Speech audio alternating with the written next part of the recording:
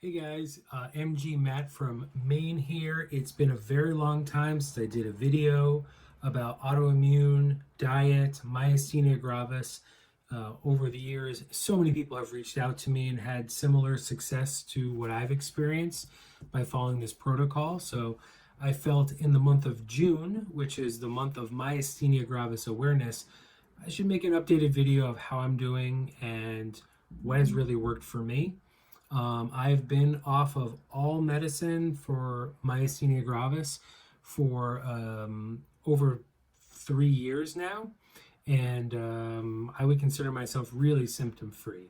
So this video will probably can be considered by some to be pretty controversial, and that's okay. If you don't want to try this, you don't have to. But for those people who have had success from this or are looking to try something different, I'm really encouraging people to try to get off prednisone for long-term use. If your doctor is encouraging you to stay on it for years and years and years, I'm sorry to say, but that's not really a healthy choice. So getting right down to the point, what I use is a low-carb diet and fasting. And that may be the trendy diet that's going around right now, but it really does work. If you can use the word keto. Keto means a lot of things to a lot of different people, so I think low carb is a better definition for this. In the early part of the 20th century, this sort of diet was used for epilepsy for children. It was called the Epilepsy Diet, and it's essentially what I'm trying to use right now. This diet works if you have an autoimmune disease, and especially if you've had some sort of a success with prednisone, myasthenia gravis, rheumatoid arthritis, lupus, MS, psoriasis, episcleritis, sclerosis, any of those autoimmune conditions can be helped with this, because prednisone is really a synthetic cortisol, which is a hormone. And by using this diet, it helps to balance your insulin and to start producing cortisol properly in your body again.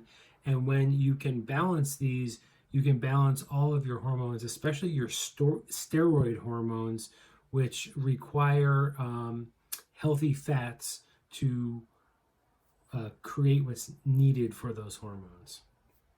So how do you get started?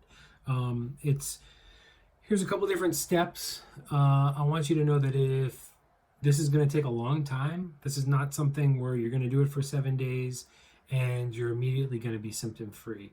I'm talking months. But these are the steps that you need to kind of work through, because you have to change the way that your body works, and you have to change the cellular structure of your body, essentially. The first thing that you need to do is you need to significantly reduce the sugar that you're getting on a daily basis. So if you look at the nutritional section of nutritional information on a box of food, and there's sugars and has any double digits, so sugars per serving 10 or more, no, you can't have it. You have to get that out of your life and out of your diet and what you're eating. Can you eat something that has 1 or 2 sugars? Sure, that's probably going to be okay, but you need to eat like a diabetic in a sense. So step number 1, reduce the sugars in your diet. Step number 2 is you need to sort of take a period of time. You need to experiment with what foods work with your digestive system. The biggest one that's going to be problematic is going to be gluten, okay? But you're going to want to say maybe take 2 weeks on each of these, excuse me, and eliminate them from your diet and see how you feel. Gluten, dairy, legumes, nightshades, which are like, eggplants or tomatoes. People are affected in different ways by these, and a big part of having a healthy immune system is having a healthy gut.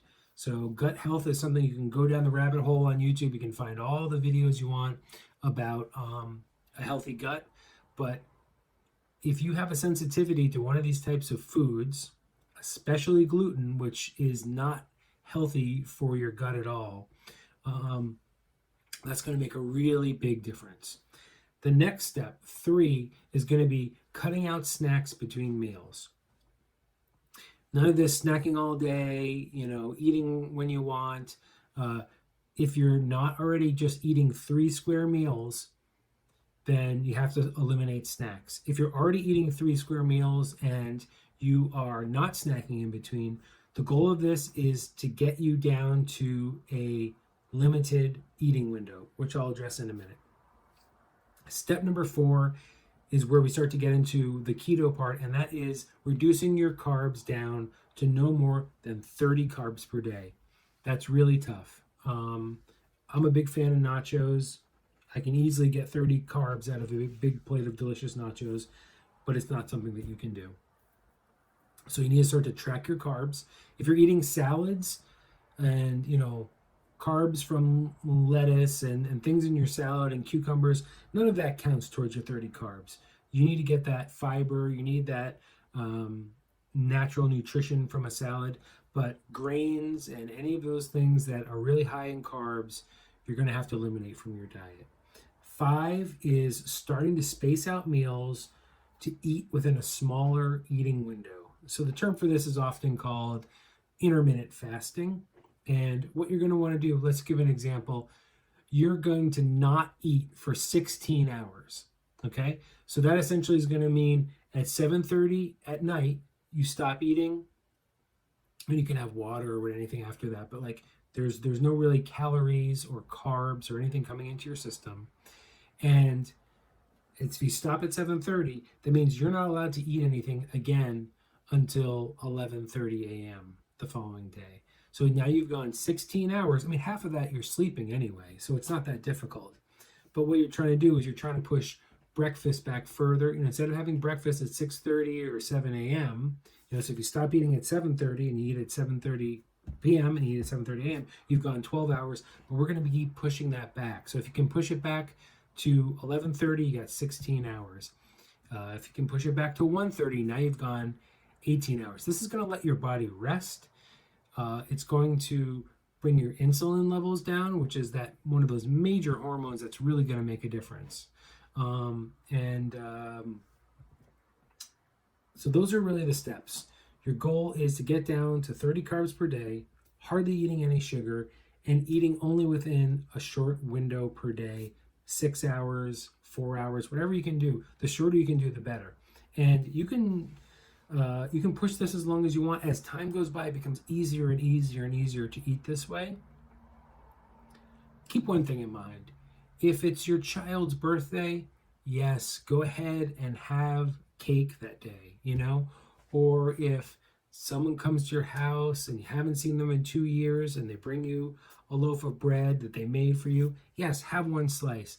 But I'm going to tell you, you're going to feel horrible after you eat these things once you've gone onto this program and gotten off of some of this food for a period of time. I have a playlist of all sorts of things, especially related to myasthenia gravis. I have my story. I've suffered from both myasthenia gravis and Castleman's disease, which are 2 of the autoimmune things I've had to deal with. I've also had scleritis in my eyes. I have eczema.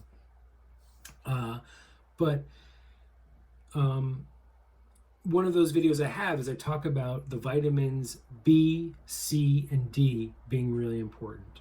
And as time goes by, those are all important. Everything in those videos are accurate. I've learned that vitamin E is also helpful, but the vitamin D is essential. That is really the most important vitamin you need if you're dealing with an autoimmune problem. Because vitamin D functions in the body very similar to how hormones work. When you have an autoimmune problem, you have something called an overactive T helper 17 cell, or sometimes they call it the Th17 cell. And when you get enough vitamin D is an inhibitor to that overactive Th17 cell.